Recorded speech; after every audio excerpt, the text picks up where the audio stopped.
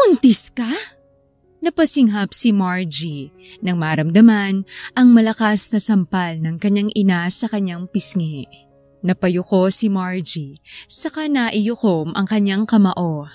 Pakiramdam niya ay namanhid ang kanyang pisngi. Hindi sinadya ni Margie na maiwan ang pregnancy test niya sa banyo ng bahay nila.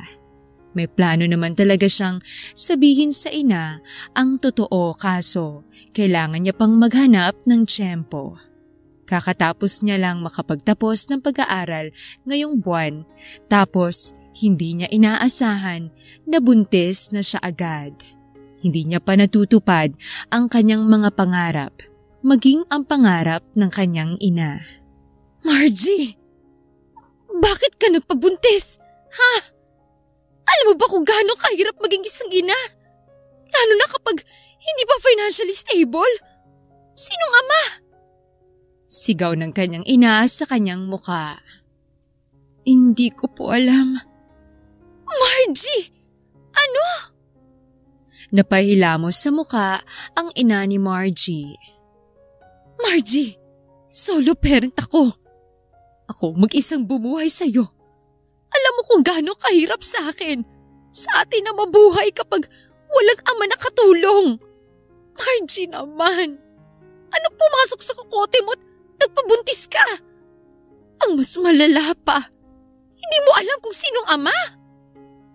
Kaya ko naman itong buhayin, ma. Nakapagtapos na ako ng pag-aaral, magtatrabaho na lang ako. Sa tingin mo sapat yun? Ang pera na dapat para sa'yo, ibibigay mo riyan sa anak mo. Alam mo ba kung gaano nakakapanghinayang yun, Margie? Ipalaglag mo yan. Napasinghap si Margie sa susunod na sinabi ng kanyang ina. Hindi agad siya nakasagot.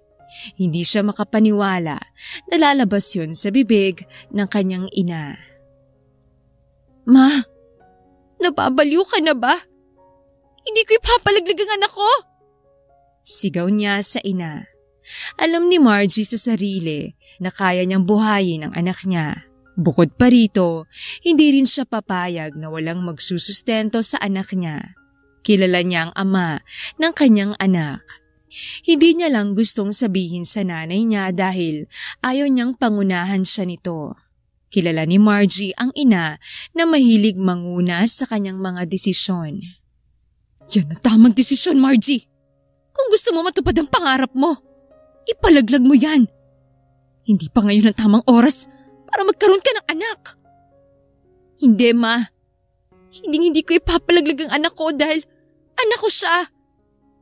Kahit kailan, hindi ko iisipin na ipapatay ang sarili kong dugo at laman kapalit lang ng pansamantalang kasiyahan. Mahal ko ang anak ko na nasa sinapupunan ko, ma. Intindihin mo naman yun. Apo mo to. Paano mo nasisikmurang patayin ang sarili mong apo, ha? Natigilan si Mara, ang ina ni Margie, sa sinabi ng anak. Hinihingal si Margie na tiningnan si Mara. Kahit anong mangyari ay hindi niya hahayaan na mapalaglag ang anak niya. Para kay Margie, kaya niya namang gawin ang mga gusto niyang gawin kahit may anak na siya. Kaya niyang mag-travel, mamuhay na parang mayaman kasamang sariling anak. Pwes, ipakilala mo sa akin ang ama ng batang yan. Kasi kung hindi, lumayas ka sa pamamahay ko.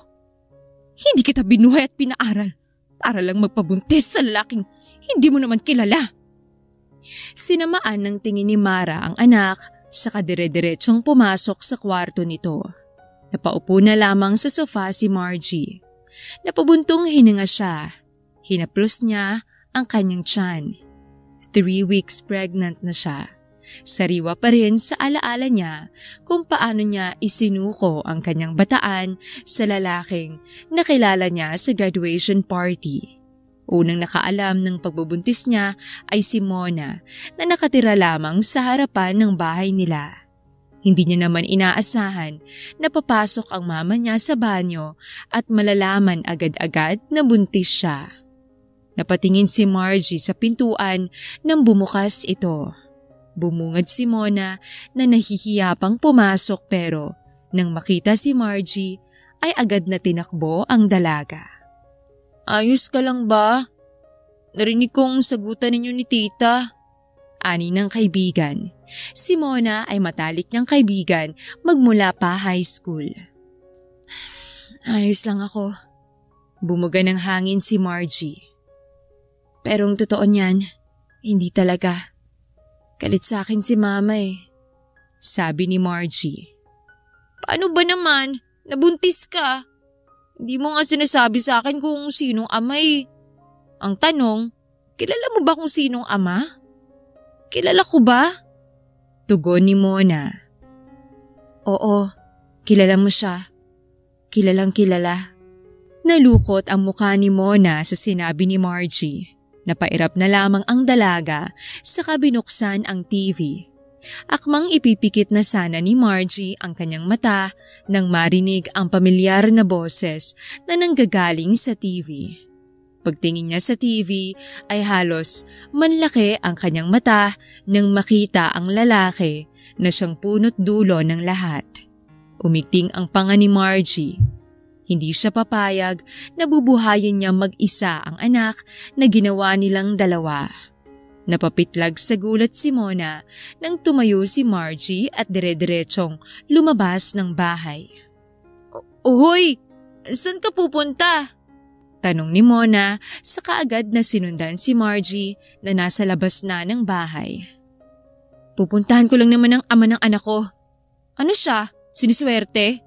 Hindi pwedeng takasan niya ang responsibilidad niya habang nagpapakasasa siya sa atensyon at yaman. Nanggigigil na sabi ni Margie. Ano bang sinasabi mo? Sino bang ama? Tuloy-tuloy lang sa paglalakad si Margie. Hoy! Hintayin mo naman ako! Sambit ni Mona. Sa halip na huminto ay lalong binilisan ni Margie ang paglalakad. Huminto lamang siya nang makarating siya sa barangay hall kung saan nagaganap ang speech ng kanilang kapitan na si Ivan. 5 taon ang tanda nito kay Margie, ngunit hindi halata sa lalaki. Bukod kasi sa matipuno ang katawan, mukhang bata rin kasi ang itsura nito. Uy! Anong ginagawa natin dito? Sa barangay hall to Umalis na tayo! Hindi ako aalis. Nandito ang ama ng anak ko. Tugon ni Margie. Ano bang pinagsasasabi mo? Umalis na tayo! Hinawakan ni Mona si Margie sa braso pero hinila lamang ni Margie ang braso niya. Pinanood niya si Ivan na nakangisi habang ang mga reporters ay nakapalibot sa kanya. Wala naman siyang balak ipahiya si Ivan. Gusto niya lang na makausap ito. Noong nakita niya ito sa TV, napagtanto niya na mayaman si Ivan. May kakayahan itong panagutan siya at hindi siya papayag na hindi ito pumayag na panagutan siya. Nakakaya na rito. Tara na, umalis na tayo. Muling sabi ni Mona. Magtiwala ka lang sa akin. Nandito ang ama ng anak ko. Kailangan niyang panagutan ako. Sino bang ama ng anak mo kasi? Sabihin mo na. Si Ivan ang ama ng anak ko. Okay na? Ngayon, hayaan mo na ako. Muling nilingon ni Margie si Ivan pero nangunot ang noo niya nang mapansin na nakatingin ang mga reporters sa kanya. Nagkatitigan silang dalawa ni Ivan. Nangunot ang noo ng lalaki. Margie, totoo ba yan? Napahilamos na lamang sa mukha si Margie. Hindi niya namalayan na napalakas pala ang boses niya. Akmang lalapitan na sana siya ng mga reporters nang magsalita si Ivan. Pwede po bang bukas na lang tayo mag-interview? Kailangan ko lang kasing asikasuhin ng isa sa mga residente ko. Sambit ni Ivan habang diretsyong nakatingin kay Margie. Naiyukom ni Margie ang kanyang kamao sa kasinamaan ng tingin si Ivan. Sa kabutihang palad, nagsialisa na rin ang mga reporters pero napapansin pa rin ni Margie ang mga tingin sa kanya ng mga journalist at reporters. Napairap na lamang sa inis si Margie. Napalingon lamang siya sa kanyang unahan nang maramdaman ang presensya ni Ivan. Good afternoon, miss. Anong ginagawa mo rito? May kailangan ka ba? Natameme si Margie sa sinabi ni Ivan. Hindi ba siya nito nakilala? Sobrang kapal naman ng mukha. Kung pwede lang sampalin si Ivan, ay ginawa niya na. Makasabi ka naman yan. Hindi mo ba ako nakikilala, Mr. Kapitan? Margie, alis na tayo. Muling pag-aaya ni Mona. Mona, pwede ba?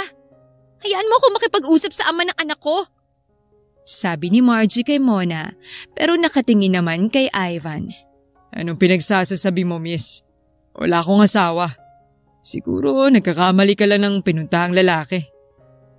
Aba, gago ka pala eh.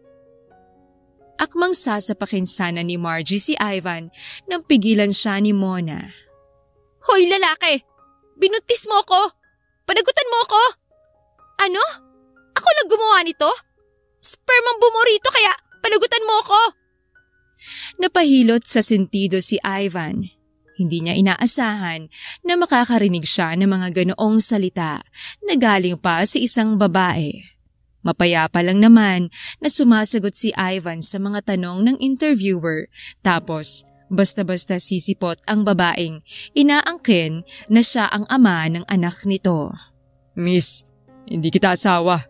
Wala akong anak. Ano bang pinagsasasabi mo? Gusto mo talagang i-detail ko? Ng graduation party, kung saan ka dumalo. Hindi na naituloy pa ni Margie ang sasabihin nang takpan ni Ivan ang bibig nito. Oo na. Huminga ng malalim si Ivan. Naalala niya na nga na may nakasiping siya noong graduation party na naganap sa kanyang hotel. Dahil sa kalasingan ay hindi niya naalala ang mukha nito. Inalis ni Margie ang kamay ng lalaki sa kanyang bibig. Ano? Naalala mo na ba? Nakataas ang isang kilay na sabi ni Margie. Napangisi si Margie nang huminga ng malalim si Ivan. Okay. Anong gusto mo? Pera? Insurance? Bahay? Private doctor? Sabihin mo, layuan mo lang ako. Natameme si Margie sa sinabi ni Ivan. Seryosong tiningnan siya ng lalaki. Naiyukom ni Margie ang kanyang kamao. Hindi na nga siya nakapagpigil at sinuntok na ang mukha ng lalaki. Napasinghap sa gulat si Mona. Ano bang ginawa mo? Kawawa naman si Kapitan, oh. Nakangiwing sabi ni Mona. Napadaing si Ivan sa kahinawakan ng kanyang ilong. Ano bang problema mo? Bakit ka nanununtok? Inis na sabi ni Ivan. Kwinelyuhan siya ni Margie.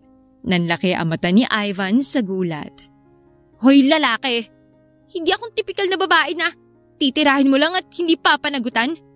Hindi ko kailangan ng pera mo, ng doktor mo, ng bahay o ng kung ano pa man. Ang kailangan ko ay ikaw mismo. Naintindihan mo ba ako? Margie, kailangan ko ng pera. Manahimik ka nga, Mona. Napanguso na lamang si Mona saka umatras ng konti. Nagsasabi lang naman. Napairap si Margie. Sige, yung pera at ikaw mismo kailangan ko. Tugon ni Margie. Hindi ako pwedeng mag-asawa. May responsibilidad ako, Margie. Eh di sana, hindi mo ako binayo. Hindi ba? Mag-isip ka nga. Mahinang tinulak ni Margie si Ivan. Papanagutan mo ko sa ayaw at sa gusto mo. Tandaan mo yan. Mamayang gabi, sa bahay mo ako titira. Naiintindihan mo ba ako? Ha? Sinamaan ng tingin ni Margie si Ivan. Napabuntong hininga si Ivan. Wala na rin naman siyang magagawa, kundi pumayag. Sige, magkita na lang tayo mamayang gabi sa bahay at pag-usapan natin tong nangyari. Dapat lang. Kasi hindi ako papayag na ako lang ang bubuhay ng anak natin. Kaya mong gawin ang responsibilidad mo sa bahay na to. E di, gampanan mo rin ang responsibilidad mo bilang tatay. Sabi ni Margie sa katinalikuran si Ivan. Napailing-iling na lamang si Mona sa kasinundan si Margie. Margie, kailan ko makukuha yung pera? Tanong ni Mona. Mona, mamaya na yan, pwede ba? Sakit mo sa ulo. Muling nilingon ni Margie si Ivan. Nakatingin ito sa kanya at hindi pa rin umaalis sa pwesto nito. Napairap na lamang si Margie, saka nagpatuloy sa paglalakad. Hinaplos niya ang kanyang tiyan. Wala na siyang pakialam kung naibuhos niya ang angas o dignidad niya sa lalaking yon. Hindi siya papayag na lumaking katulad niya na walang ama ang kanyang anak. Sa kabilang banda, tulala pa rin si Ivan habang nakatingin kay Margie at Mona na naglalakad palayo. Akala niya ay madadala niya ang dalaga sa pera pero nagkamali siya. Napabuntong hininga siya. Hindi niya alam kung ano ang kanyang dapat gawin kay Margie. Ayos lang naman sa kanya na manirahan ito sa bahay niya. Pero ang pinag-aalala niya ay kung umuwi lang bigla ang kanyang ama at ina na kasalukuyang nagtatrabaho sa London. Malaking expectations ng pamilya ni Ivan sa kanya at panigurado si Ivan na kapag nalaman ng kanyang magulang na may nabuntis siya, paniguradong magagalit ang mga ito. Hindi pa kasi niya natatapos ang kanyang masteral. Dahil sa sobrang taas ng standard ng kanyang mga magulang, kailangan niyang makisabay o papalayasin siya. Napapitlag siya sa gulat nang tapikin siya ni Errol, ang kanyang matalik na kaibigan at pinsan. Anong nangyari ron? Kanina ko pa kayo tinitingnan sa bintana. Sakit ng suntok no? Ano? Hindi ba nakalista sa ayuda? Sana ngayon lang eh. Tulalang sabi ni Ivan. Ano bang nangyari? Sambit ni Errol. Pre. Nilingon ni Ivan si Errol saka napalunok. Nakabuntis ako. Ano? Wala ka pre. Lagot ka kay Kyla. Tita. Ayun nga pre. Baka naman, ikaw na lang ang maging ama. Baliw ka ba? Napangiwi si Ivan nang batukan siya ni Errol. Kaya ka siguro nasuntok kasi tarantado ka. Palagutan mo na yung babae. Tapos kapag nandyan na sila tita, ipaliwanag mo na lang ang totoo. Matanda ka na. Pwede na yan. Napabuntong hininga si Ivan sa sinabi ni Errol at dagdag pa nito. Ihanda ko na lang yung kabaong mo. Sinamaan ng tingin ni Ivan si Errol. Malakas na tumawa si Errol pero ilang saglit din ay tinapik nito sa balikat si Ivan. Seryoso pre, panagutan mo yung babae. Birin ang kinuha mo sa kanya. Hindi yun basta-basta. Nang iinis na sabi ni Errol. Lasing nga ako nun. Hindi ko naman alam. Napapaisip na sagot ni Ivan. Nandyan na yan eh. Panagutan mo. Anak mo yun. Paano kung nagsisinungaling siya? May pagtatakang sagot ni Ivan. Hindi naman mukhang sinungaling si ate. Sincere naman siguro yun na anak mong dinadala niya. Saka ikaw ba? Naalala mo ba siya? Oo.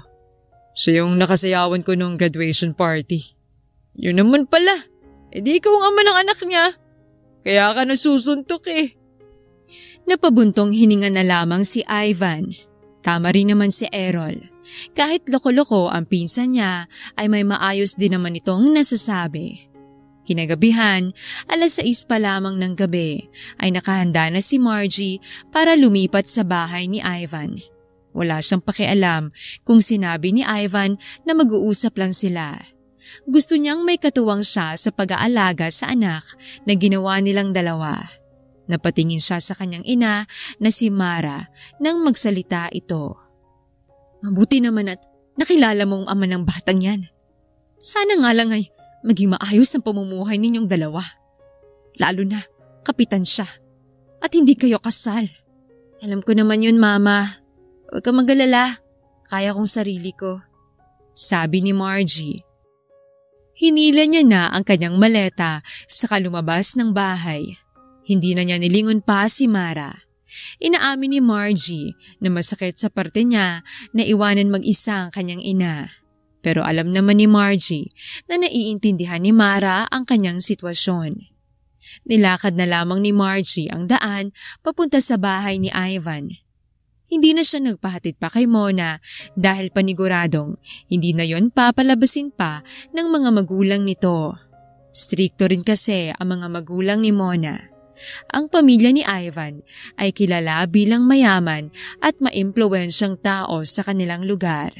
Wala namang pakialam doon si Margie, basta't nagagampanan nito ang responsibilidad ni Ivan sa kanya at sa kanilang anak.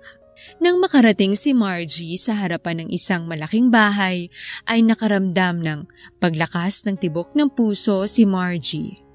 Malakas ang loob niya pero pinanghinaan siya bigla nang mapansin ang mga bodyguard na nakapalibot sa bahay. Tinalo pa ni Ivan ang anak ng presidente sa dami ng bodyguard nito. Nandito ka na pala. Napalingon si Margie sa kanyang likuran. Nakita niya si Ivan na nakapamulusang nakatingin sa kanya. Nakabihis ito at halatang galing sa isang sosyalin na party. Hindi ba obvious? Multo ko lang to. Pilosopo ka talaga, no? Hindi tuloy ako makapaniwala kung talaga bang ikaw ang nakasiping ko. Tumaas ang isang kilay ni Margie. Napalitan ng ines ang nararamdaman niyang kaba kanina. I-flashback mo kaya para maalala mo. Ikaw pa nga nang akit sa akin. Kapal na mukha mo. Nakasimangot niyang tugon. Inabot niya ang maleta kay Ivan. Tumaas ang isang kilay ng lalaki. Anong gagawin ko riyan? Itatapon o kaya naman ibebenta. Nangunot ang noo ni Ivan. Naiyukom ni Margie ang kanyang kamao sa ines. O may epekto na nga siguro ang hormones niya sa pagbubuntis at umiinit ang dugo niya kay Ivan. Naiinis din siya sa mga tanong ng lalaki kahit normal naman na tanong ito. Eto naman, nagtatanong lang naman na maayos. Bakit ba ang init ng ulo mo? Akin na nga yan. Kinuha ni Ivan ng maleta. Akmang iuutos niya sana ito sa isang bodyguard na dumaan nang pigilan siya ni Margie. Ikaw ang gusto kong magbitbit dyan, hindi ang bodyguard mo. Anong silbi nila? Binayaran ko sila para utusan ko. Sagot ni Ivan. Paano kung manganganak na ako bigla? Ipapabuhat mo ba ako sa kanila? Ano bang pinagsasabi mo? Gusto ko lang naman na ipabitbit sa kanilang maleta mo. Ayoko nga! Gusto ko, ikaw ang magbitbit! Napahilamos na lamang sa mukha si Ivan. Huminga siya ng malalim saka tiningnan si Margie na sobrang sama ng tingin sa kanya. Oo na, ako nang magbibitbit. Ang init ng ulo mo. Ano bang pakialam mo? Inis na sagot ni Margie. Gutom ka ba? Hindi. Ayoko kitang makita. Mabuti nga. Akmang lalagpasan na sana ni Ivan si Margie nang magsalita ang dalaga. Saan ka pupunta? Ano? Iiwan mo ako rito? Hoy lalaki, pinagbubuntis ko tong anak mo. Magkaroon ka naman ng konsiderasyon. Pinaalis mo ako, hindi ba? Kasi ayaw mo kong makita. Sagot ni Ivan. Nakikita pa rin naman kita kasi nasa unahan kita. Dito ka sa likod ko. Bahay ko to ah. Ako dapat ang nagdidesisyon. Tsaka, paano mo malalaman ang magiging kwarto mo? Aber? Ano silbi ng mga katulong at bodyguard mo kung hindi nila ako tutulungan? Natameme na lamang si Ivan sa sinabi ni Margie. Mahinang tumawa si Margie saka nauna nang maglakad. Nagngit-ngit ang ngipin ni Ivan sa ines pero ikinalma niya ang sarili. Inalala niya na lamang na buntis si Margie sa kanyang magiging tagapagmana. Sinundan niya si Margie hanggang makapasok sa loob ng bahay. Sinenyasan niya ang kanyang katulong na maghanda ng makakain. Samantala, manghang-mangha si Margie sa ganda ng bahay. Sala pa lang ay halos kasing lawak na ng isang covered court. May mga mamahaling vase na nakapatong sa maliit na mesa sa gilid at mga magagandang pinta ng mga sikat na pintor. Sobrang linis din ng sahig. Nakikita niya na nga ang sarili niyang refleksyon. Hindi nga talaga biro ang kayamanan na taglay ng kanilang kapitan. Akala niya noon ay chismis lang yung sinasabi nila na normal na mayaman lang ang kapitan. Pero nang makita niya ng malapitan ay hindi niya maiwasang mamangha. Bahay to ng magulang ko, hindi to akin. Sabi ni Ivan nang mapansin na kumikinang ang mata ng babae habang pinagmamasdan ng paligid. Oh, akala ko sa'yo. Nasa London ang bahay ko. Nanlalaki ang matang tiningnan ni Margie si Ivan. Talaga? May bahay ka rin ba rito sa Pilipinas? Oo, Sagot ni Ivan. wala nga lang dito sa Manila. Nasa probinsya. Gusto ko kasing manirahan sa probinsya dahil mas masagana ang pamumuhay doon. Hindi pa ba masagana ang pamumuhay mo, ha? Sobrang yaman mo na. Pwede na rin naman. Tumaas ang isang kilay ni Margie sa sagot ni Ivan. Hindi na lang siya nagtanong at sinundan si Ivan na maupo sa isang malaking sofa. Nang makaupo siya ay halos lumubog na siya sa sobrang lambot ng couch. Hindi niya tuloy maiwasan na damdamin ang lambot ng couch. Pag-usapan na natin ang patungkol sa pagbubuntis mo. Hindi ka Titira ako rito. Putol ni Margie. Ikaw ang ama. Kailangan mo kong alagaan pati na rin ang ating anak. Paano ba ako makakasiguro na ako nga ang ama ng dinadala mo? Paano kung si ibang lalaki pala yan at inaasa mo lang sa akin? Tingin mo sa akin, nakikipagsiping sa iba? Sinamaan ng tingin ni Margie si Ivan. Sa iyong batang to, ikaw lang naman ang nakasiping ko. Kailangan mo tong tanggapin sa ayaw at sa gusto mo. Pala desisyon ka talaga, no? Ano naman? Ngumisi si Ivan. Kung ganun, kailangan ko na palang ihanda ang marriage contract. Sige, ihanda mo. Teka, nangunot ang noo ni Margie.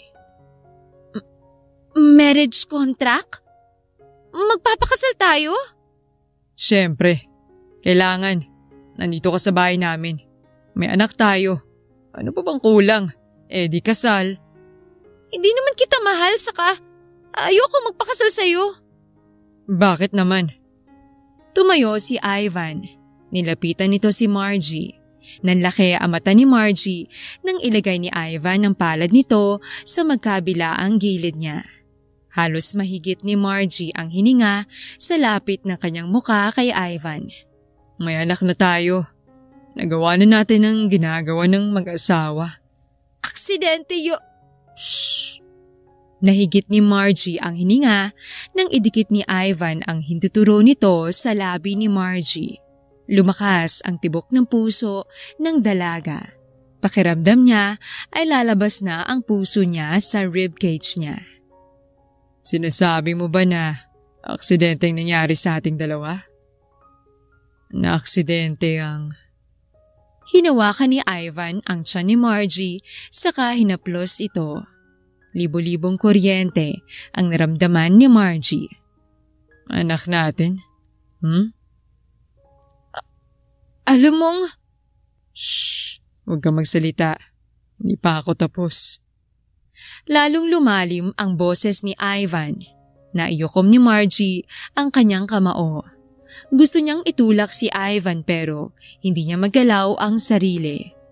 Para siyang bato na nakatitig sa lalaki. Kailangan nating magpakasal. Sa ayaw at sa gusto mo. Naiintindihan mo ba yon? Bumaba ang tingin ni Ivan sa labi ni Margie. Nanlaki ang mata ni Margie. Hahalikan ba siya ni Ivan? Lalong lumapit si Ivan sa kanya. Akmang ipipikit na sana niya ang kanyang mata nang marinig ang boses ni Errol at ni Mona. Hala! May nag-aalikan! Naitulak ni Margie si Ivan sa gulat. Nang lumingon siya sa kinaroroonan ni Errol at ni Mona, ay umawang na lamang ang labi ni Margie sa itsura ni Mona. Anong nangyayari sa'yo? Sisihin mo yung lalaking yan! Ang kapal na mukha na pagbayarin ako ng 5,000 dahil lang sa siyang nadaganan ko. Sabi ni Mona. Lumanding ba naman yung katawan mo sa akin? Mabuti sana kung may dibdib ka. Wala naman. Depensa naman ni Errol. Bastos ka ah! Napahilot na lamang sa ulo si Margie. Mukhang tumakas na naman si Mona para makita siya. Napatingin siya kay Ivan nang hawakan nito ang kanyang kamay. Tumahimik na kayong dalawa. Kailangan ng pahinga ng misis ko. Mrs.? Gulat na tanong ni Margie. Bakit? Asawa na kita. Kontrata na lang ang kulang. Hindi naman ako pumapayag Wala kang magagawa. Nandito ka na sa pamamahay ko. At dala-dala mong tagapagmana ko. Tara na sa kwarto. Matulog na tayo. Tulog? Magkasama tayo sa iisang kwarto? Malamang. May mag-asawa bang magkahiwalay ang kwarto? Nalaglag ang panga ni Margie. Dumoble ang lakas ng tibok ng puso niya. Pero… Wala nang pero-pero. Tara na sa kwarto. Hindi na nakaangal pa si Margie nang hilahin siya ni Ivan pataas ng second floor. Naiwan naman sa ibaba si Errol at Mona na bumalik na naman ulit sa pag-aaway. Pumasok silang dalawa ni Ivan sa isang itim na pinto. Napanganga si Margie nang makita ang malawak na silid ng lalaki. Buong bahay na ni Margie ang kwarto ni Ivan. Magmula ngayon, dito ka na matutulog. Naiintindihan mo ba? Sabi ni Ivan. Naupo ito sa kama. Huwag ka na ngang umangal pa. Wala ka rin namang magagawa Magkatabi pa tayo sa kama? Malamang. Kwarto ko to Napasimangot si Margie. Bumalik ang inis niya sa lalaki. Naglakad si Margie palapit sa kama, saka nahiga rito. Matutulog na ako. Ipinikit ni Margie ang kanyang mata. Sinadya niyang ibuka ang mga paa at braso para wala nang mahihigaan si Ivan. Sinakop mo na rin naman yung higaan, Margie. Wala ka rin namang magagawa Panggagaya ni Margie kay Ivan. Mahinang humikab si Margie. Inaantok na nga talaga siya. Narinig niya pang nagsalita si Ivan pero hindi niya na lamang ito pinansin. Tuluyan na lamang siyang nagpadala sa antok. Sa kabilang banda, tinitigan ni Ivan si Margie. Bumaba ang tingin nito sa tiyan ng babae. Hindi pa masyadong umbok ang tiyan nito. Nang hawakan niya ang tiyan ni Margie ay hindi maiwasang mapangiti si Ivan. Kahit hindi pa pinapanganak ang kanyang anak, pakiramdam niya ay sobrang saya niya na. Tiningnan ni Ivan si Margie.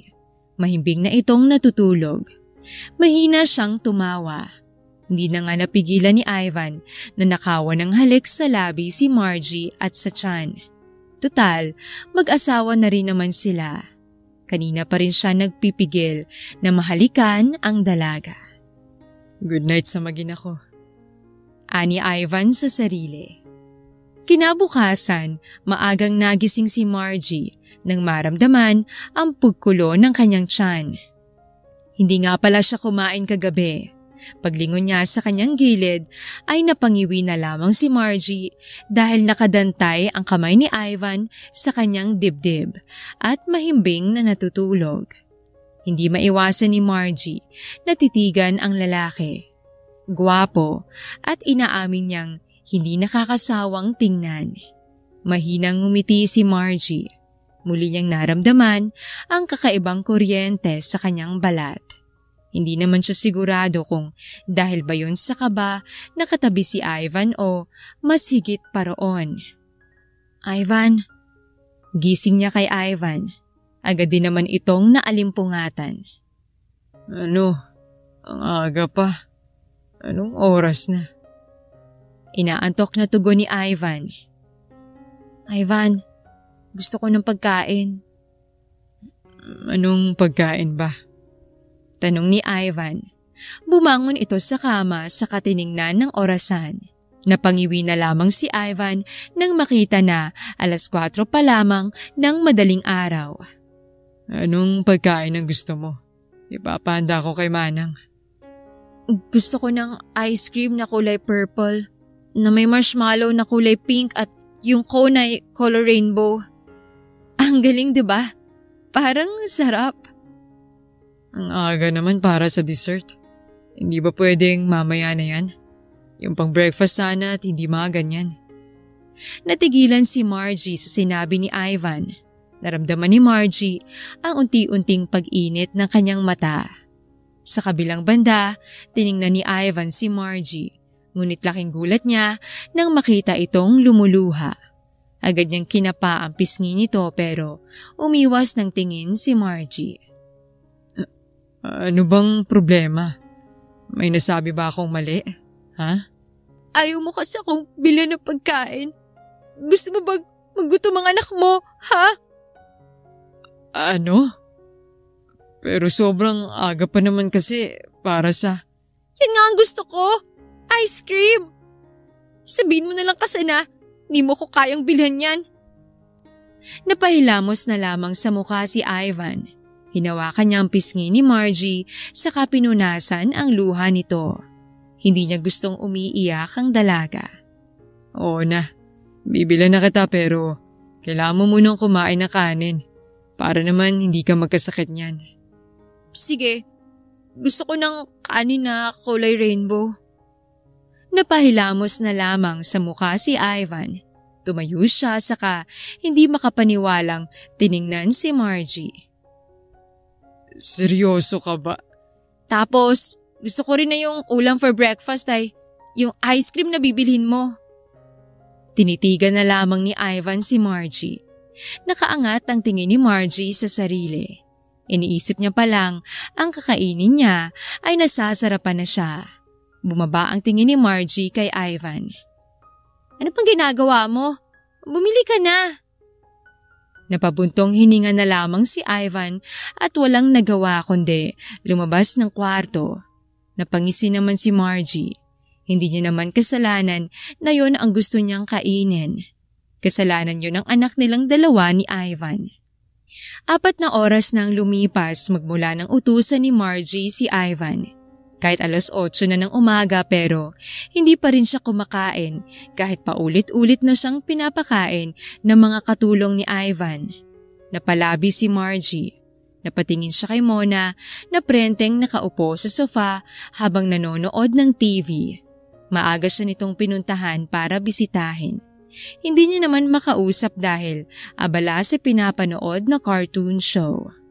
Napatingin si Margie sa bintana nang marinig ang busina ng isang kotse. Napatayo si Margie. Agad siyang tumakbo palabas ng bahay. Nakita niya na si Ivan nakakalabas lamang ng kotse. Maluhaluhang tiningnan ni Margie si Ivan. Sa kabilang banda naman, nagulat si Ivan nang makita si Margie sa harapan ng pinto. Kinuha niya ang ice cream sa kotse pati na rin ng iba niyang pinamili.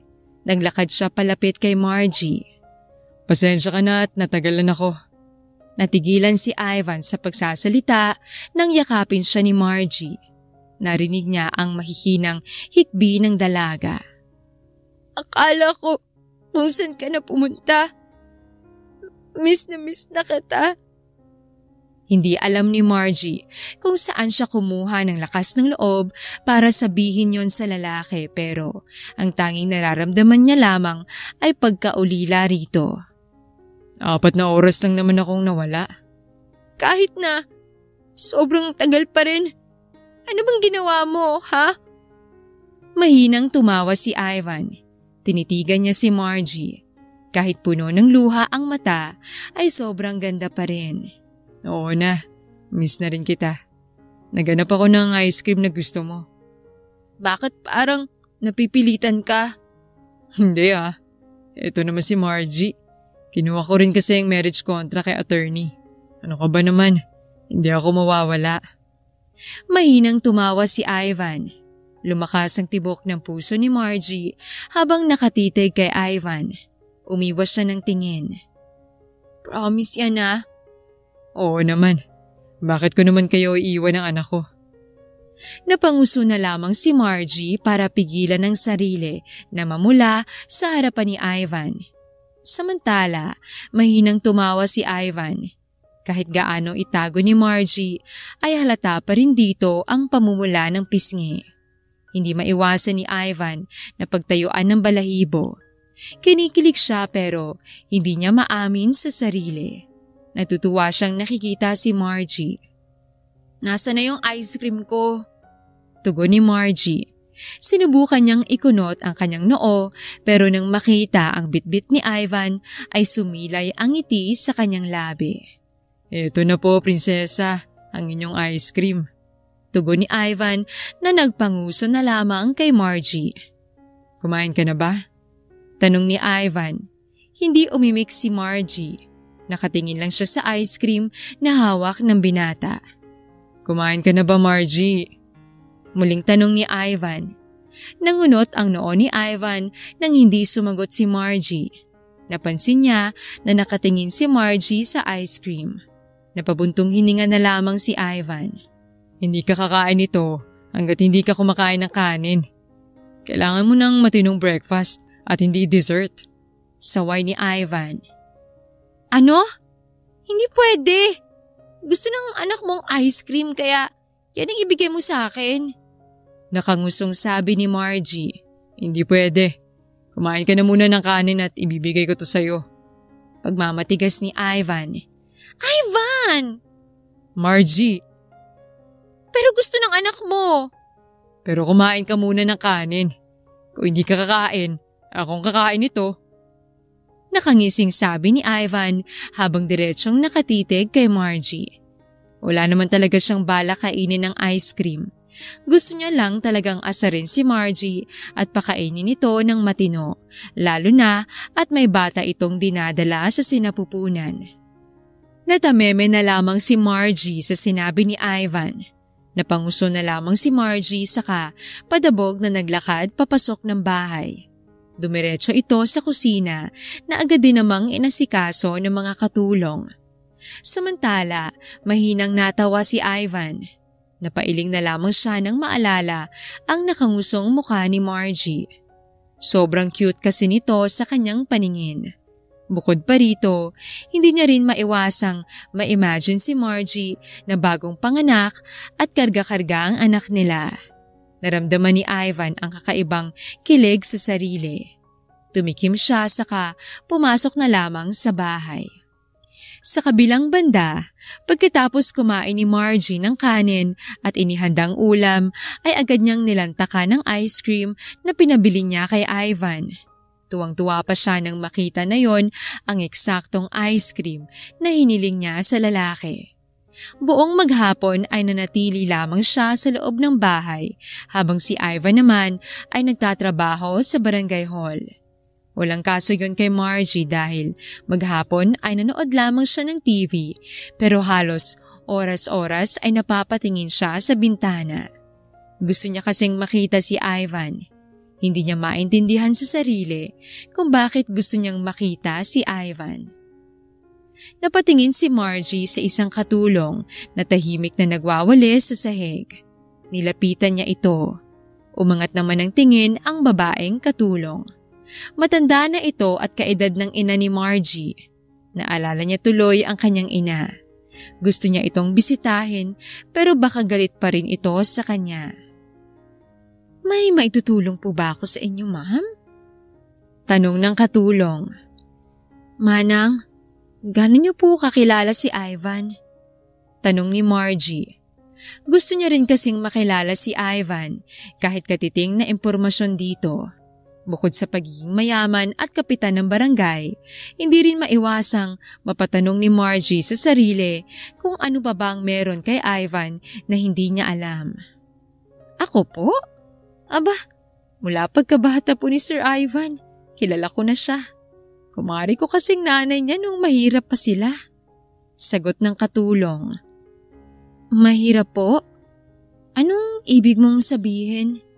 Tanong ni Margie. Nangunot ang noo ni Margie. Buong akala niya ay ipinanganak na mayaman si Ivan. Huwag mo na lang to sabihin sa iba, ma'am. Sa'yo ko lang sasabihin kasi asawa ka niya. Sabi ng katulong. Tumingin-tingin pa ito sa paligid para alamin kung may tao bang nakikinig. Sa kabutihang palad, silang dalawa lamang ang naroon sa sala. Hindi po kami mag-asaw. Natigilan si Margie. Naisip niya na baka hindi sabihin ng katulong ang patungkol kay Ivan kung sakaling sabihin niya na nabuntis lang siya nito. Asawa niya po ako. Dagdag niya sa sinabi. Yun nga po, ma'am. Noon kasi, kumari kong nanay ni Ivan. Labandera kasing nanay niya at si Ivan ay laki sa hirap. Kaso nahanap si Ivan ng tatay nito kaya naman naging magandang pamumuhay nila. Kaso, nagbago naman ang ugali ng nanay ni Ivan. Namasukan lang akong katulong sa kanila kasi malaking sweldo. Nagulat nga ako nung nagkaroon ng asawa bigla si Ivan. Alam mo kasi, bago umalis sa mga magulang ni Ivan para sa isang business meeting, narinig ko na pinaplano nilang ipakasal si Ivan sa isang may impluwensyang tao. Pagkukwento ng katulong. Natigilan si Margie. Hindi niya maintindihan ang kaunting kirot na naramdaman niya. Alam naman niya sa sarili na siniksik niya lang ang sarili kay Ivan para mapanagutan siya pero sa tingin niya naman ay tama ang ginawa niya. Iniling na lamang ni Margie ang kanyang ulo. Ganun po ba? Salamat po. Basta iha, huwag mong isasabi kay Sir Ivan na sinabi ko. Lalo na ron sa parting narinig kong usapan na ipapakasal siya. Baka kasi magalit si Sir Ivan eh. Paalala ng katulong. Oo naman po, huwag ka mag-alala. Napatingin si Margie sa may pinto nang makarinig ng malakas na busina. Tila nag-slow motion ang kanyang paligid nang makita si Ivan. Ang tanging naririnig niya lang ay ang malalakas na tibok ng kanyang puso habang naglalakad palapit sa kanya si Ivan, nakakababa lamang ng kotse. Naiyokom ni Margie ang kanyang kamao. May parte sa kanya na gustong yakapin si Ivan pero may parte sa kanya na ayaw itong gawin. Iniling niya ang kanyang ulo. Ano naman kung may balak ang mga magulang ni Ivan na ipakasal ito? Siguro naman hindi papayag si Ivan na magpakasal sa ibang babae dahil may magiging anak na ito. Hindi na nga napigilan ni Margie na takbuhin si Ivan sa kayakapin ito ng mahigpit. Nagulat naman si Ivan sa inakto ng babae pero agad niya ring pinulupot ang kamay sa bewang ni Margie. Namiss mo ba ako agad? Biro ni Ivan. Oo ang tagal mo kasi. Alam mo bang kanina ka pa hinahanap ng anak mo? Anak ko? O ikaw mismo? Bakit naman kita namimiss? Sino ka ba ha? Asawa mo? Hindi mo ako asawa no? Magiging asawa mo kasi pipirma ka sa kontrata. Tsaka bakit ko nga ba nahalata na namiss mo ako? Bakit? Kasi kanina ka pa nakayakap sa akin. Napairap na lamang si Margie. Sa halip na lumayo kay Ivan, ay lalo niya pang siniksik ang sarili sa lalaki. Oo na, namiss na kita. Ani Margie na may kaunting ngiti sa labi. Mahinang tumawa naman si Ivan. Kakaibang sensasyon sa katawan ang naramdaman sa simpleng salita na sinabi ni Margie. Namimiss niya rin si Margie. Inaamin niya yon. Pero hindi niya gustong sabihin sa dalaga dahil natatakot siya na baka kapag pinatulan niya ito ay mahulog siya rito agad. Hindi pwede. Hindi pa pwede. Kinagabihan, prenteng nakahiga si Margie sa kanyang higaan sa kwarto ni Ivan. Pinagmamasdan niya ang kanyang tiyan. Napatingin siya sa pintuan nang pumasok mula roon si Ivan. Anong ginagawa mo? Nahihiga. Sinamaan siya ng tingin ng binata kaya naman tinaasan niya ito ng kilay. Bumuntong hininga si Ivan. Bakit nakatingin ka sa tiyan mo? May masakit ba sa'yo? Tanong ni Ivan.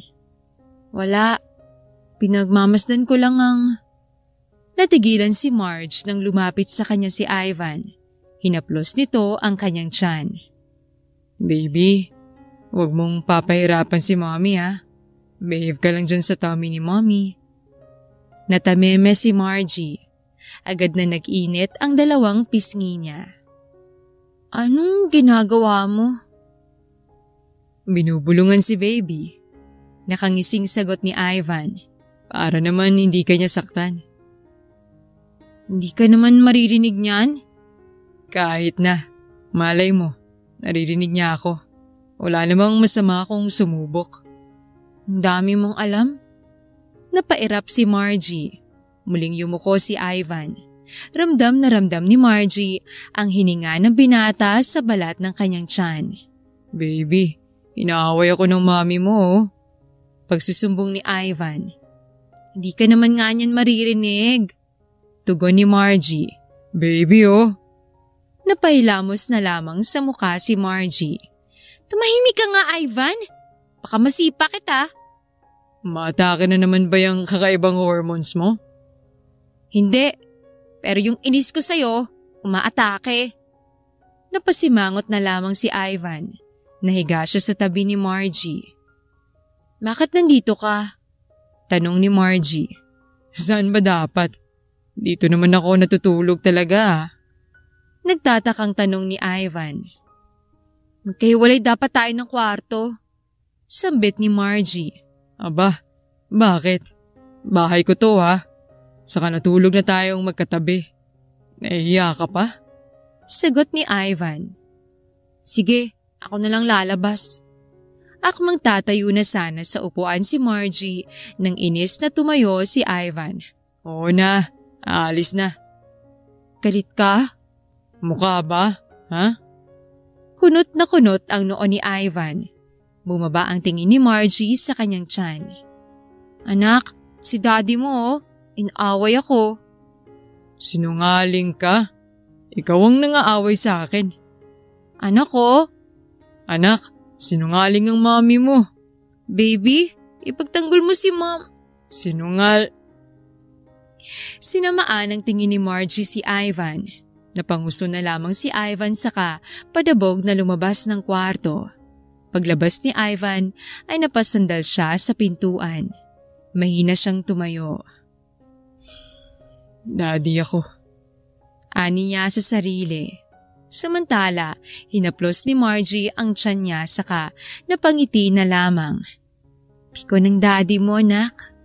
Sambit niya pa.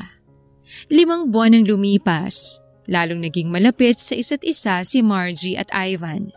Pinirmahan nga ni Margie ang marriage contract at dahil doon ay kumalat ang kanilang kasal sa lugar. Wala rin namang pakialam doon si Margie hanggat hindi siya nadadamay sa mga issue sa labas. Ginagampanan naman ni Ivan ang responsibilidad niya kay Margie kaya para sa dalaga ay ayos na yon. Hindi niya nga lang minsan mapigilan ang sarili na makaramdam ng kakaiba kay Ivan. Ayaw niya namang masaktan lalo na at hindi pa nakakaranas ng pagmamahal si Margie. Kaya naman, todo pigil siya ng kanyang nararamdaman. Iniisip niya na lamang na ginagawa yun ni Ivan ay para sa anak nilang dalawa. Medyo umumbok na rin ang tiyan ni Margie kaya naman halos hindi natigilan ni Ivan na haplusin ang tiyan niya. Isang araw, nagdidilig ng halaman si Ivan sa bakuran nang magulat siya sa yakap ni Margie sa kanya. Paglingon niya ay halos hindi mapakali ang puso niya sa lakas ng tibok nito. Anong ginagawa mo? Tanong ni Ivan. Niyayakap ka. Oo, alam ko. Pero bakit?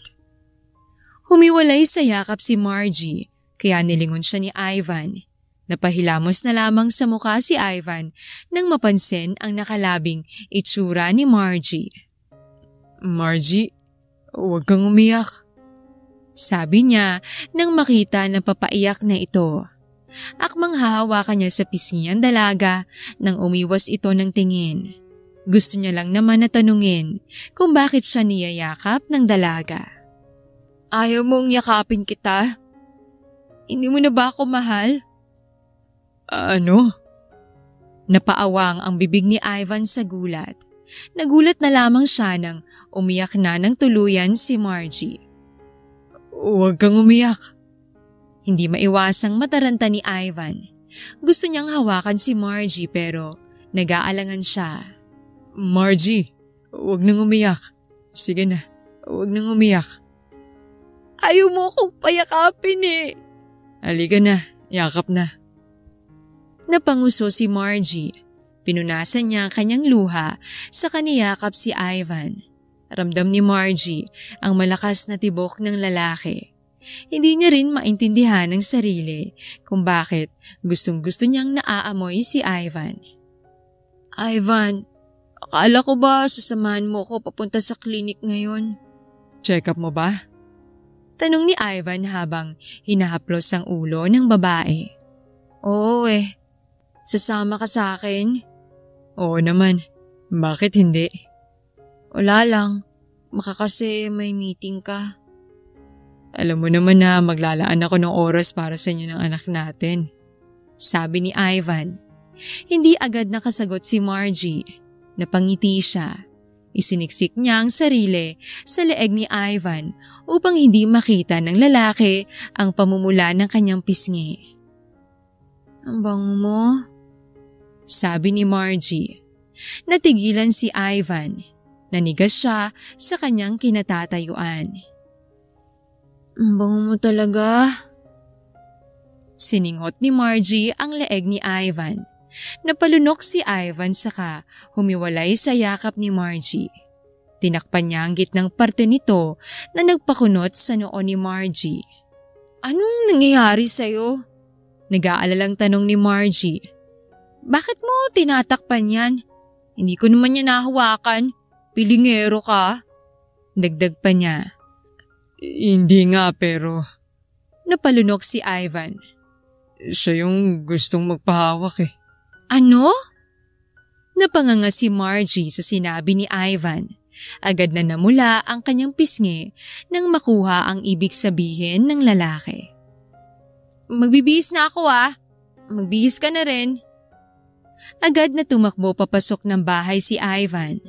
Napakamot na lamang sa ulo si Margie. Hindi niya naman kasalanan yon na nagkaroon ng boner si Ivan.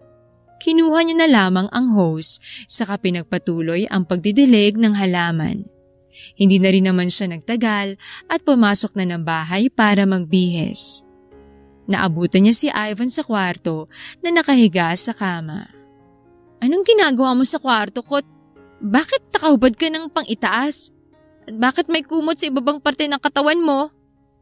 Tanong ni Margie. Agad na tapalingon sa kanya si Ivan. Doon ka na sa labas magbihis.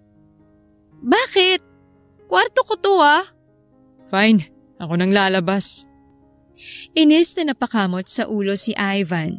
Pinulupot nito ang towel sa bewang saka dire-diretsyong lumabas ng kwarto. Napakamot na lamang sa ulo si Margie. Napatingin siya sa kama. Nangunot ang noo niya nang makakita ng puting likido sa kama. Nang hawakan niya ito ay nanlaki na lamang ang mata niya nang malaman kung ano ito. Ivan, ang bastos mo! Sabi niya pero tanging malakas na tawa na lamang mula sa labas ng kwarto ang kanyang narinig. Pagdating ng gabi, kakauwi lamang nilang dalawa sa meeting kasamang Obigaini. Hindi mawala ang ngiti sa labi ni Margie habang patingin-tingin kay Ivan na nagluluto ng kanilang merienda. Nalaman kasi ni Margie ang gender ng kanilang anak. Pero gagawin naman itong sorpresa ni Margie kay Ivan. Ang lawak ng ngiti mo May iniisip kang kalokohan Tanong ni Ivan. Nilapag nito ang pagkain sa harap ni Margie saka naupo sa harapan ng dalaga. Baka nga ikaw pa yung nakakaisip ng kalokohan. Hindi ko pa nakakalimutan ang ginawa mo kanina sa kwarto ko. Nakasimangot na sabi ni Margie. Oo na, pero bakit nga ang lawak ng ngiti mo? Nakangising sabi ni Ivan. Hindi naman, masaya lang ako. Masaya? Bakit? Kasi healthy anak natin. Tapos malapit na natin siyang makita. 5 buwan na lang manganganak na ako. Palusot niya kay Ivan. Masaya rin ako na healthy si baby. Excited na rin akong makita siya. Nagpakahirap din kaya akong hanapin lahat ng cravings mo. Pakaramdam ko nga minsan, sinasadya mo na yun para pahirapan ako. Nakangusong sabi ni Ivan. Hoy, hindi Sadyang mataas lang talaga ang cravings ko, no? Depensa ni Margie sa sarili. Mahinang tumawa si Ivan. Natigilan si Margie nang mapansin na hindi abot ngiti ang pinapakitang tawa ni Ivan. Kadalasan kasi kapag nagtatawanan silang dalawa sa ilang buwan nilang magkasama sa iisang bubong, napapansin ni Margie na masaya talaga si Ivan dahil sumisingkit ang mata nito kapag tumawa. Pero ngayon, hindi man lang sumingkit ang mata ng lalaki. Ayos ka lang ba? Tanong ni Margie kay Ivan. Natigilan si Ivan. Napabuntong hininga siya. Sabihin mo, may problema ka ba? Sa work? Muling tanong ni Margie. Bumaba ng tingin si Ivan. Hinawakan nito ang kamay ni Margie saka pinaglaruan. Uuwi na kasi sila Mommy at Daddy bukas. Malungkot na sabi ni Ivan. Oh?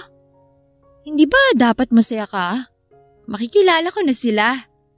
Alam ba nilang… Naputol ang sasabihin ni Margie nang maalala ang sinabi ng katulong sa kanya tungkol sa plano ng Mommy at Daddy ni Ivan. Magmula rin noon ay madalas na ring magkwento ang katulong na yon sa kanya. Alam na? Wala. Sabihin mo. Ano yun? Alam ba nila na buntis ako? Na may nabuntis ka? Nakasal ka na? Nakatitig si Margie kay Ivan habang sinasabi yon. Saglit siyang tiningnan ni Ivan saka muling yumuko. Sa simpleng inakto ni Ivan ay alam na ni Margie ang sagot. Dahan-dahan niyang hinila ang kamay ni Ivan. Sasabihin ko naman, pero… Pero ano? Ivan, 4 na buwan na akong buntis pero hindi pa rin alam ng mga magulang mo na may nabuntis ka? Ano? Gusto mong magulat sila na makita sa bahay nila na may babaeng buntis? Ivan naman, alam na ng barangay natin na may asawa ka. Yung mga magulang mo lang sa ibang bansang walang alam. Alam nila. Alam naman pala nila pero bakit hindi mo sinagot ang Kasi hindi ka nila tanggap. Kagatlabing sabi ni Ivan. Sa katunayan, ang nanay niya lang ang hindi gustong tumanggap kay Margie. Ayos naman sa tatay niya kaso ang problema niya lang naman ay ang kanyang ina. Napatingin siya kay Margie. Hindi maipaliwanag ang kakaibang kirot na naramdaman niya nang mapansin ang naluluhang tingin ng dalaga sa kanya. Gusto niya itong yakapin, halikan at bawiin ang sinabi pero hindi naman pwede dahil alam niya sa sarili na karapat-dapat din na malaman ni Margie ang katotohanan kaysa magsinungaling siya na gusto siya ng mga magulang ni Ivan. Samantala, natahimik si Margie. Binuka niya kanyang bibig pero hindi siya makapagsalita. Nakatitig sa kanya si Ivan. Naramdaman ni Margie ang pag-init ng sulok na kanyang mata, kasabay ng kirot sa dibdib niya. Oo, alam nila na kasal tayo. Alam nila na may nabuntis ako. At hindi ka nila tanggap, Margie. Ayaw nila sa'yo. Mahina ang boses na sabi ni Ivan. So, anong ginawa mo? Tanong ni Margie. Wala akong ginawa. Hindi ko sinasagot ang mga tanong nila patungkol sa'yo. Kasi ayokong makarinig ng mga panghusga patungkol sa'yo. Paano yan? Uuwi sila bukas. Yun nga.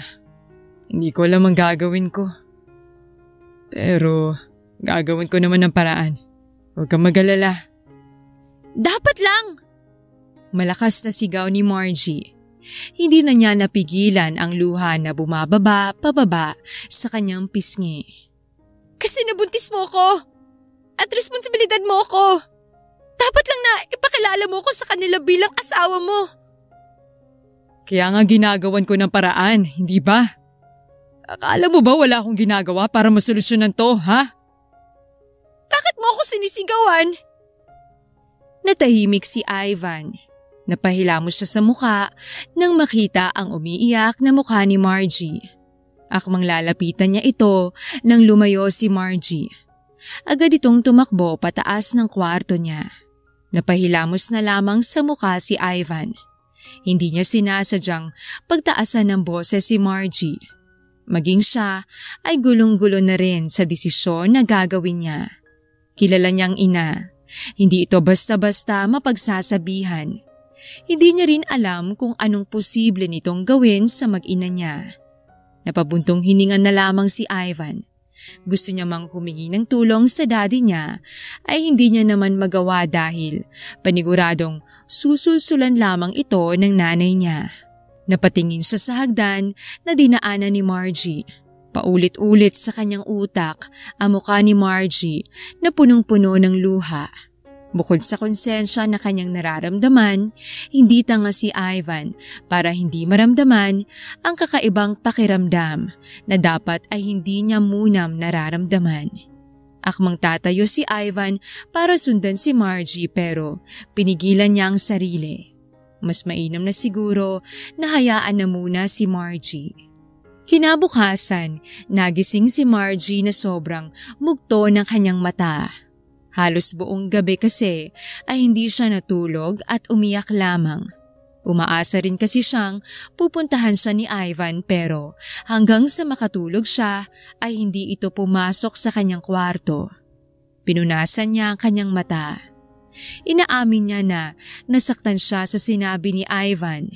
Wala naman dapat ikakasakit sa mga salita nito pero ibang impact nito sa kanya. Marahil sa hormones ng pagbubuntis, kaya lalo siyang naging sensitibo at emosyonal. Napatingin si Margie sa side table kung nasaan ang sobre ng resulta ng kung anong kasarian ng anak. Kinuha niya ito. Nang buksan niya ang sobre, ay napangiti na lamang siya sa resulta ng gender ng anak. Muling bumalik ang excitement sa katawan ni Margie. Tumayo siya saka naglakad palabas ng kwarto, dala-dala ang sobre. Akmang pupuntahan niya ang kwarto ni Ivan pero nakarinig siya ng ingay sa ibaba. Pagtingin niya ay nakita niya si Ivan na ini-interview ng mga tao. Naglakad pababa si Margie. Napangiti siya. Wala naman sigurong masama kung magpapakita siya sa camera. Naglakad siya papalapit kay Ivan na may ngiti sa labi pero napahinto siya nang marinig ang sunod na tanong ng isang reporter. Totoo ba na dahil lamang sa aksidenteng pagkabuntis kay Miss Margie kaya mo siya inasawa? Tanong ng reporter habang nakatutok ang microphone sa bibig ng binata. Oo, totoo yun. Sa katunayan, wala naman talaga akong planong magpakasal at magkaroon ng anak. Wala sa isip ko. Natigilan si Margie sa narinig. Nanlaki ang kanyang mata. Nabitawan niya rin ang daladalang sobre. Nanlalabo ang kanyang mata dahil sa luha na agad na namuo rito. Ang tanging naririnig niya lamang ay malalakas na tibok ng kanyang puso at ang paulit-ulit na sinabi ni Ivan. Wala sa plano nito ang magkaanak. Pakiramdam ni Margie ay laking istorbo niya lamang sa buhay ni Ivan. Tumakbo siya muli pataas ng hagdan saka dire-diretsong pumasok sa kanyang kwarto. Doon niya ibinuhos ang sakit na naramdaman niya. Sa bagay, kapitan nga naman si Ivan. Kahit minsan, hindi ito magkakagustong magkaanak o magkaroon ng pamilya sa isang hamak na nabuntis lamang. Napatingin si Margie sa kanyang maleta. Oras na siguro para siya na ang dumistansya. Sa kabilang banda, napatingin si Ivan sa kanyang likuran nang makarinig ng malakas na hakbang. Nang mapansin na wala namang tao, ay muli niyang hinarap ang reporter na nagtanong sa kanya. Pero noon yun, wala sa plano ko magkaanak at magpakasal. Pero nung nakilala ko si Margie, putol niya sa sasabihin. Napatingin si Ivan sa isang kotse na huminto sa harapan ng kanyang bahay. Lumabas doon ang kanyang ina at ama. Nagkatinginan sila ng kanyang ina.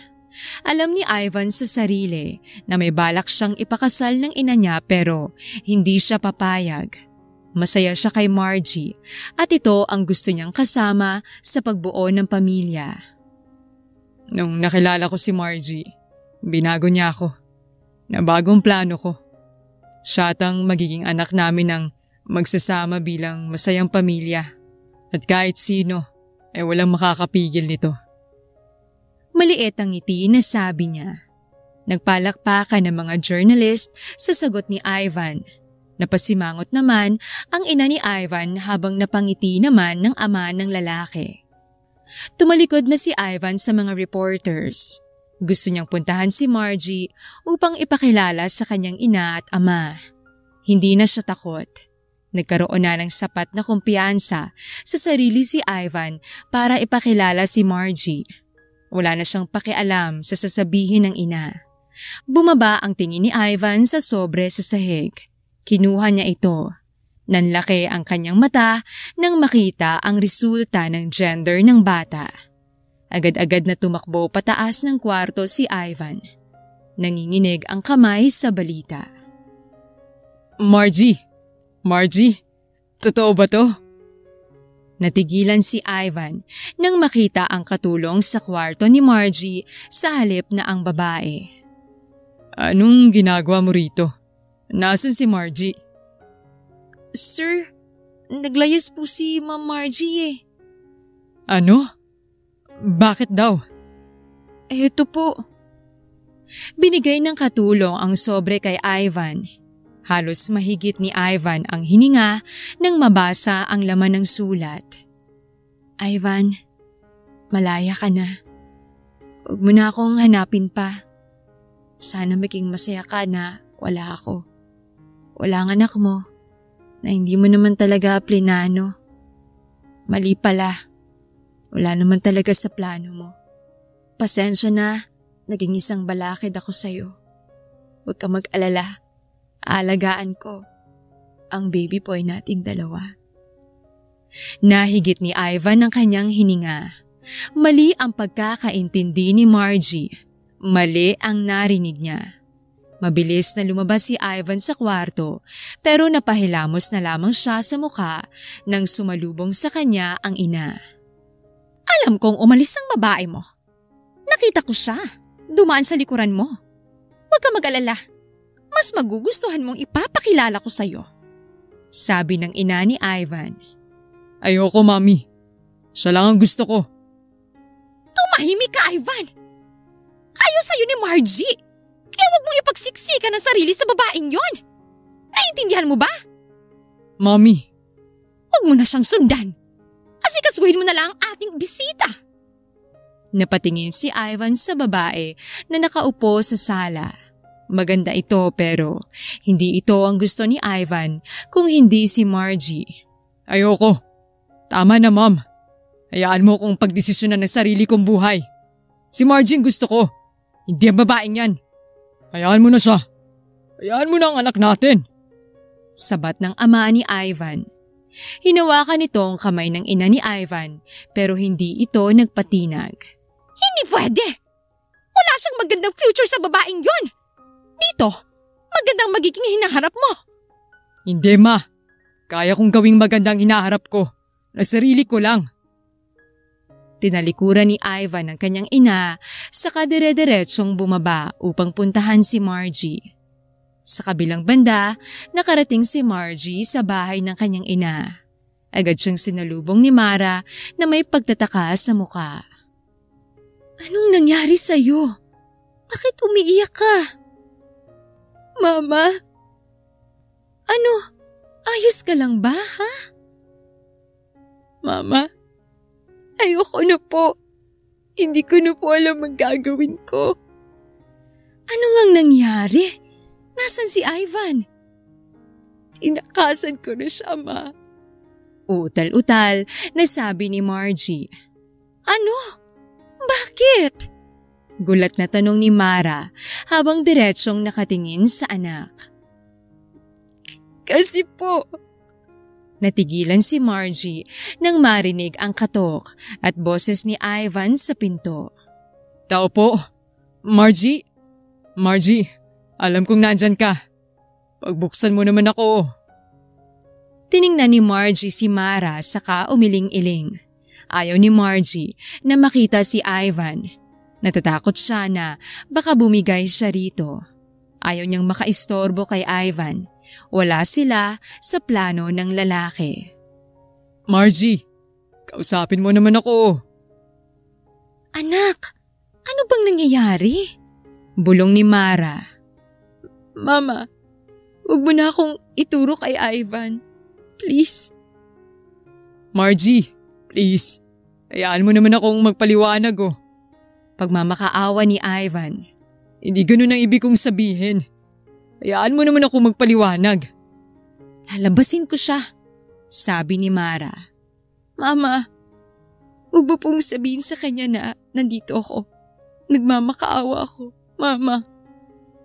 Huwag ka mag-alala, hindi ko sasabihin. Huminga ng malalim si Mara, saka naglakad patungo sa pinto. Agad namang nagtago sa likod ng pinto si Margie. Samantala, nang bumukas ang pinto ng bahay ni Margie, ay medyo nagkaroon ng pag-asa si Ivan. Pero nalaglag ang balikat niya nang makita na ang ina niya ito. Wala rito si Margie. Akala ko ba ay nasa bahay mo? Sambit ni Mara. Po? Wala po siya sa bahay. Pakiusap. Kung nandito si Margie, hayaan mo akong makipag-usap sa kanya. Nakikiusap ako. Please. Pagmamakaawa ni Ivan. Gusto niyang pasukin ang bahay ni Mara para tingnan kung naroon si Margie. Pero may natitira pa rin naman siyang respeto sa ina nito. Wala nga siya rito. Huwag mo na siyang hanapin dahil wala siya rito. Naintindihan mo ba? Sagot ni Mara. Pero... Ivan, alam kong kapitan ka namin. Hindi ko man alam kung anong nangyari sa inyo ng anak ko pero hayaan mo na lang muna siyang makapag-isip. Huwag ka mag-alala. Kung pumunta man siya rito, sasabihin ko sa'yo. Sigurado po ba? Oo. Kaya, Ivan, umalis ka na. Napayuko na lamang si Ivan. Nangihina ang buo niyang katawan. Tinalikuran niya ang ina ni Mara. Naiyukom niya na lamang ang kanyang kamao dahil sa labis na pagsisisi. Dapat pala ay hindi niya na lang yon sinabi. Kung sinabi niya na lamang ng diretsahan sa reporter, siguro masaya at magkasama pa sila ni Margie.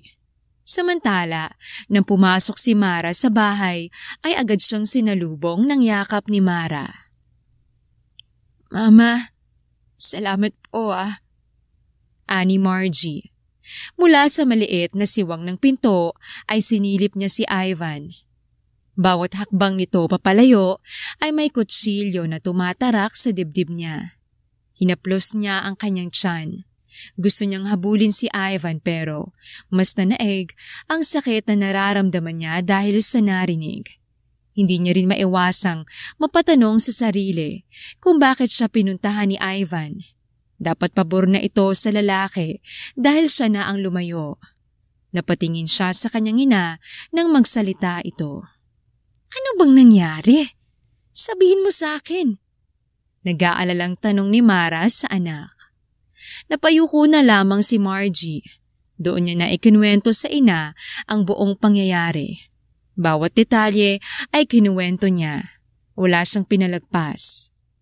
Hindi niya maiwasang maiyak at maluha habang ikinakwento ang narinig niya sa lalaki. May kakaibang kirot din sa kanyang dibdib. Napabuntong hininga si Mara.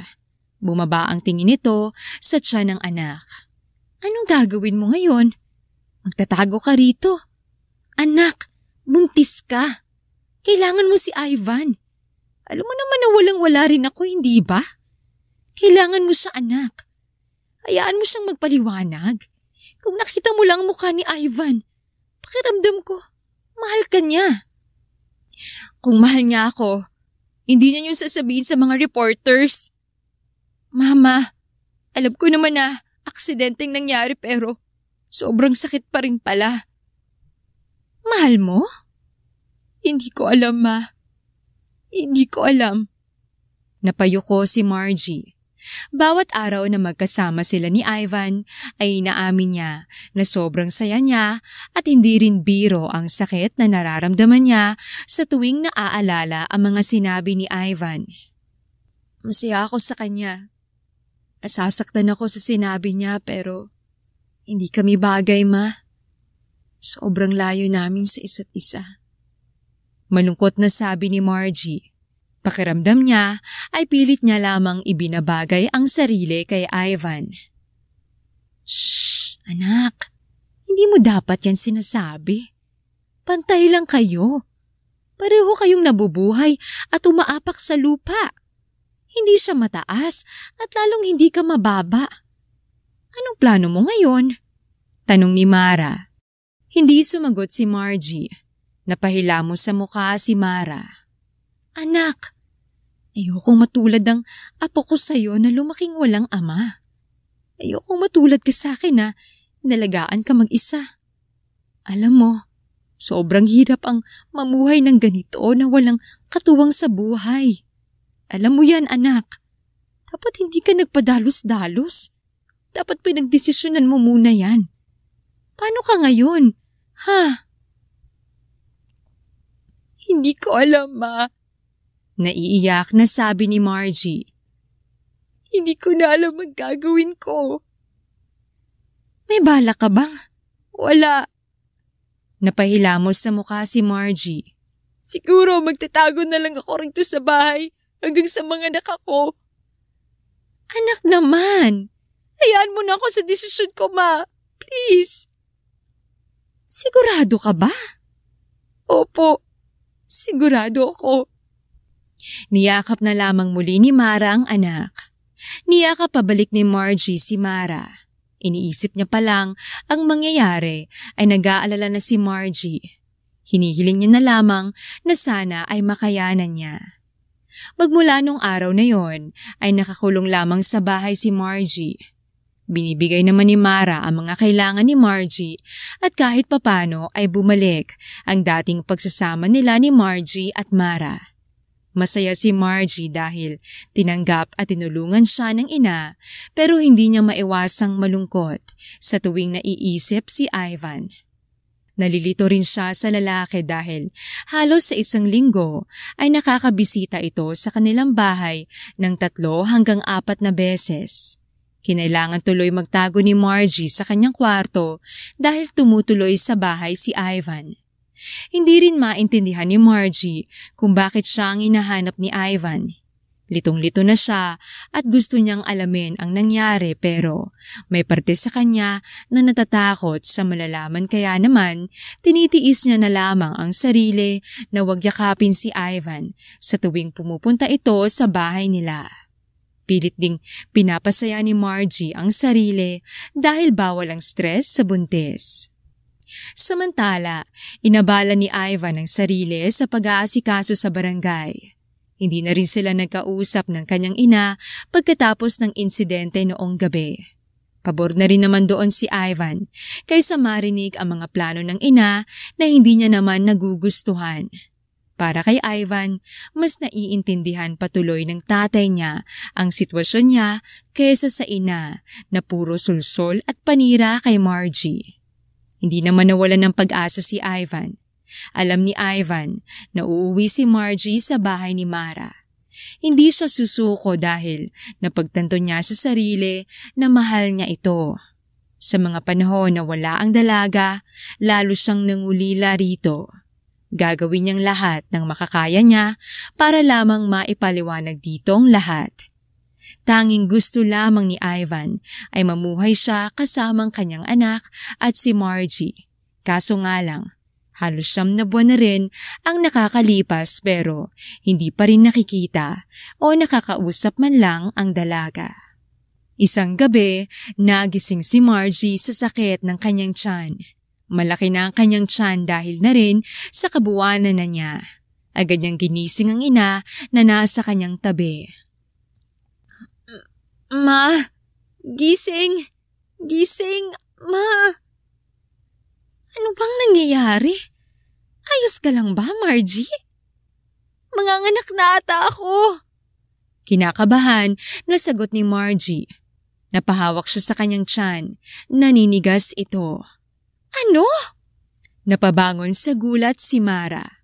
Nang tingnan niya si Margie ay nakapikit na ito at pinagpapawisan na habang nakahawak sa tiyan.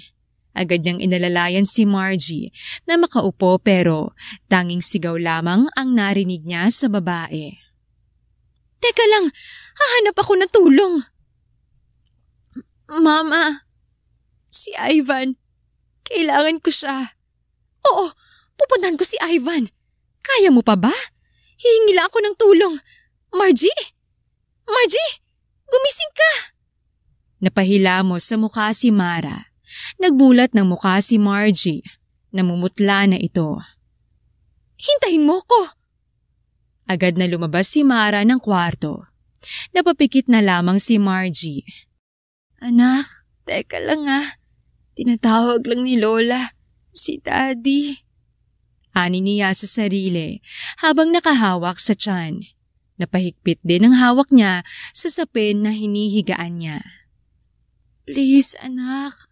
Hintay muna, Si Daddy muna, Naiiyak na sambit ni Margie. Huminga siya ng malalim upang mabawasan ang sakit na nararamdaman. Pero kahit katiting ay hindi ito nakabawas. Lumalakas na rin ang tibok ng puso niya. Ang tanging nasa isip niya ay si Ivan. Gusto niya na kahit sa panganganak niya ay naroon ang ama ng kanyang anak. Nagising naman si Ivan sa malakas na katok sa mansyon. Sakto rin kasi nasasala siya natulog dahil na rin sa sobrang lasing at pagod. Manang! Pabukas ng pinto! Sigaw ni Mara. Pinikit muli ni Ivan ang mata pero hindi pa rin matigil ang pagkatok sa pinto. Napahilamos na lamang sa mukha si Ivan. Pagmulat niya ay walang katao-tao sa paligid. Napatingin siya sa kanyang pintuan saka naglakad patungo rito. Inis niya itong binuksan pero nawala ang kunot ng kanyang noo nang makita si Mara. Halatang bagong gising ang matanda at may pag-alala sa mukha. Aling Mara, anong ginagawa niyo po rito? Tanong niya. Sumama ka na sa akin! Tara na! Natatarantang sabi ni Mara. Hinawakan ni Mara ang kamay ni Ivan saka hinila palabas ng bahay si Ivan. Po? Saan? Nagtatakang tanong ni Ivan.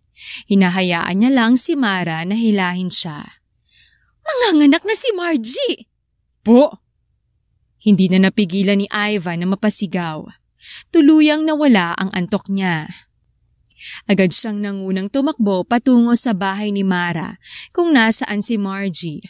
Sobrang lakas ng tibok ng puso ni Ivan pero kaakibat nito ay saya dahil muli niyang makikita ang babaeng pinakamamahal niya.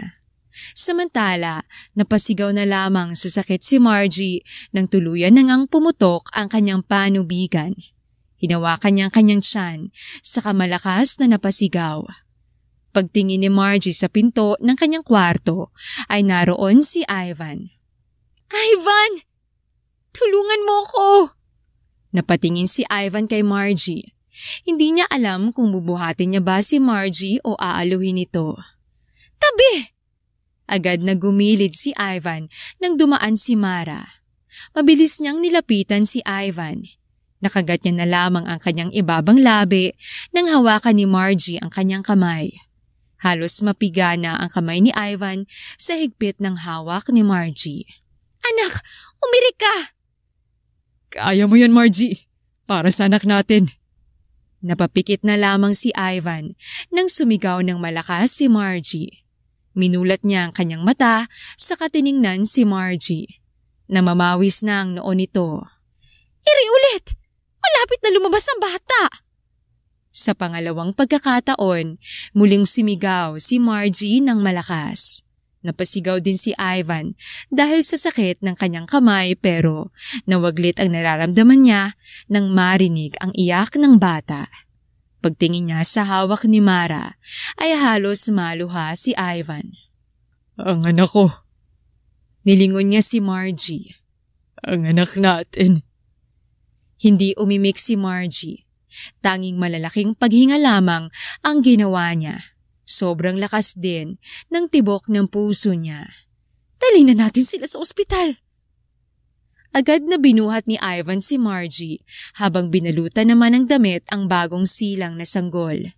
Nahihilo na si Margie habang buhat-buhat siya ni Ivan.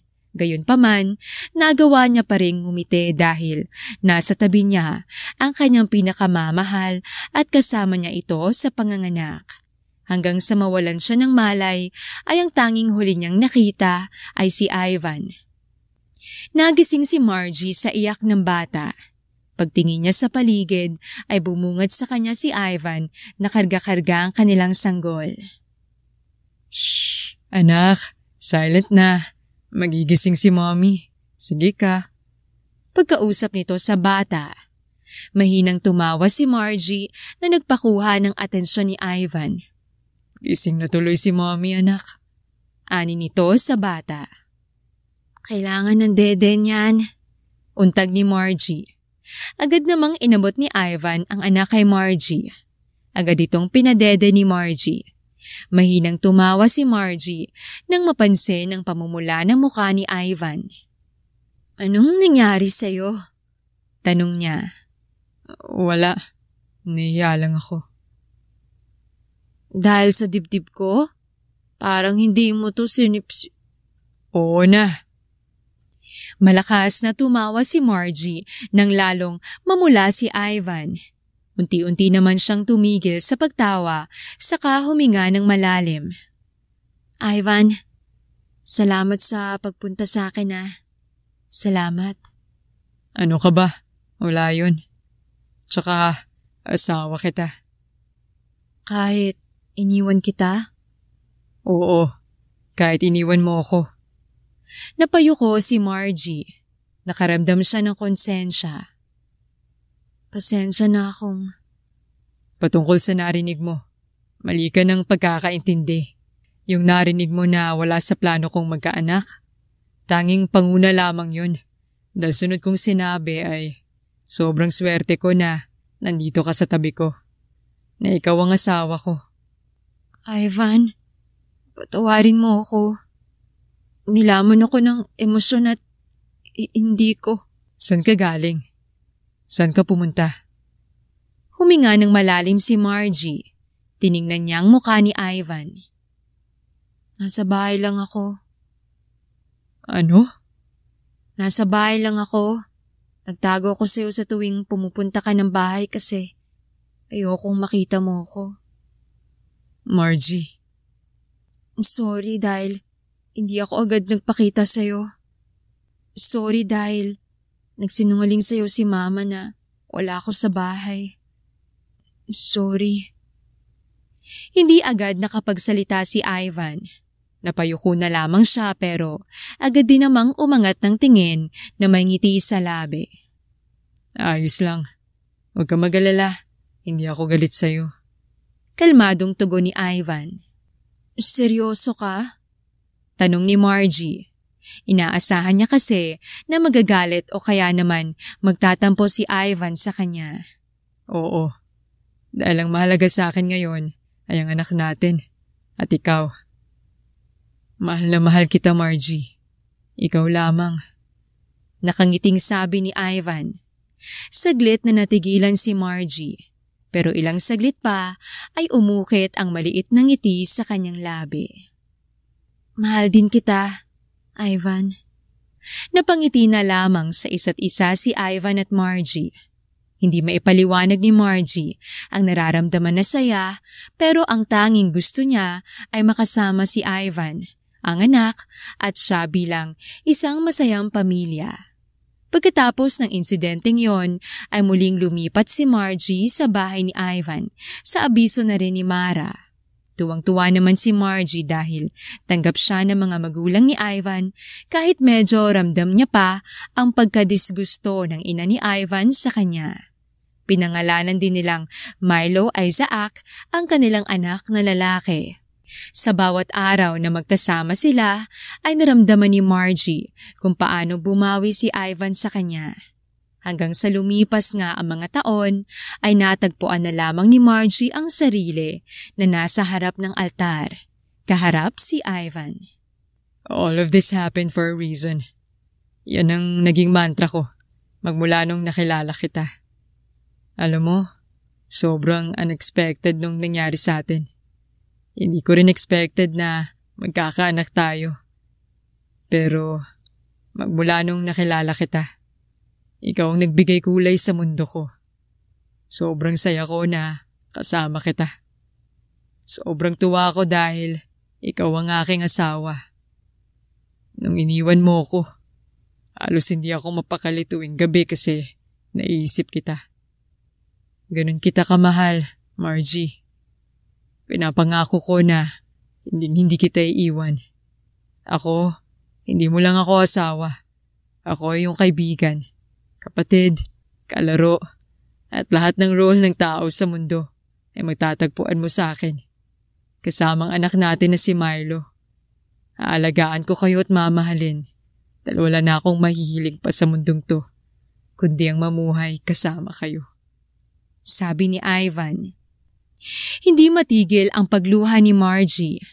Bawat salita ni Ivan ay tagos sa kanyang puso. Ivan, mahal ko. Alam ko na nagkulang ako sa'yo at katulad mo, hindi ko rin inasahan to. Sobrang dami kong pinagsisihan sa buhay ko pero alam mo ba kung ano ang hindi ko pinagsisisihan? Yun ay ang mahalin ng isang tulad mo.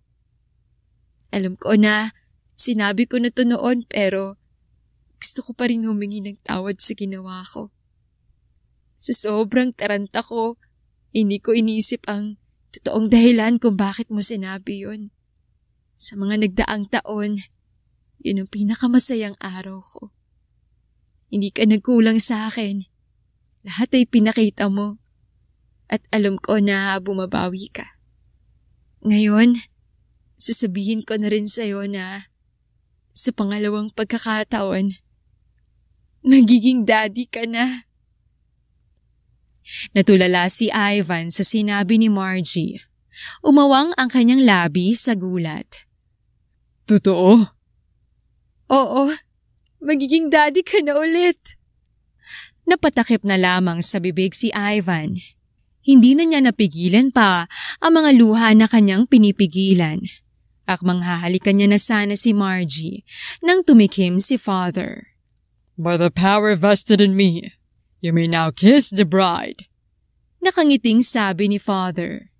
Napangiti na lamang si Margie at siya na mismo ang humalik kay Ivan.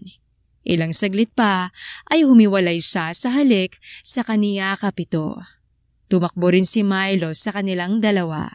Napapikit na lamang habang nakangiti si Margie. Masaya na siya sa buhay niya ngayon at kahit baliktarin man ang mundo, kay Ivan pa rin talaga siya uuwi. May mga napagdaanan man sila sa kanilang relasyon pero hindi yun naging hadlang para maging maayos silang pamilya. Para kay Margie, ang problemang kinakaharap nila noon ay magsisilbing gabay sa hinaharap nila. Hindi bilang mag-asawa, kundi bilang isang buong pamilya.